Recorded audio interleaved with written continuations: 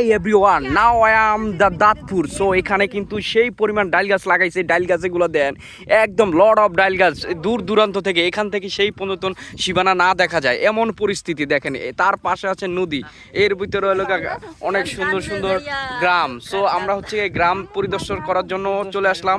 আমাদের সাথে আছে আমার বিশিষ্ট শালা, নাম ফয়সাল, আপনারা পরিচয় করে দিচ্ছে, এবং বিশিষ্ট বিগ অফ ছোট ছালা, নাম হচ্ছে ফরিদ। অ্যান্ড আমাদের ভাইরা চলে আসে যে সে কিন্তু খুবই আনন্দতে এখন নাচতেছে। এর মধ্যে আমাদের চলে আসে ভাইরা ভাই, তার সাথে আমরা ইন্ট্রোডিউস হবে। সে এখন বিজি তার ফোনে, এমনকি বাইকটাও চলে আসতেছে খুব গতিতে। সো এখানে দেখতে পারতেছেন খুবই একটা মনোরম পরিবেশ, সবাই এখানে ঘুরতে চলে আসবেন। জায়গাটার নাম হচ্ছে দাঁতপুর নদীর পার। এখানে আসলে আপনাদের প্রাণ জুড়িয়ে যাবে। যাদের ব্রেকআপ হয়ে গেছে সে যেন অবশ্যই তার গার্লফ্রেন্ডে নিয়ে এখানে আসে, তাদের ব্রেকআপ আবার জয়েন্ট হয়ে নিবে। সো আমাদের মাঝে চলে আসে আমার বিশিষ্ট শালী, যার কথা না বললেই নয়। সে কিন্তু এখন অনার্স শেষ করতেছে, সামনে মাস্টার্স দিবে, তার জন্য দোয়া করবেন। সো আমরা দেখতে দেখতে আমরা নদীর পাড়ে চলে যাচ্ছি। নদীটা দেখতে জাস্ট ওয়াও।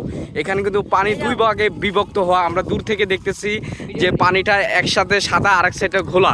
সো এটা হচ্ছে আল্লাহর একটা দান বলতে পারেন।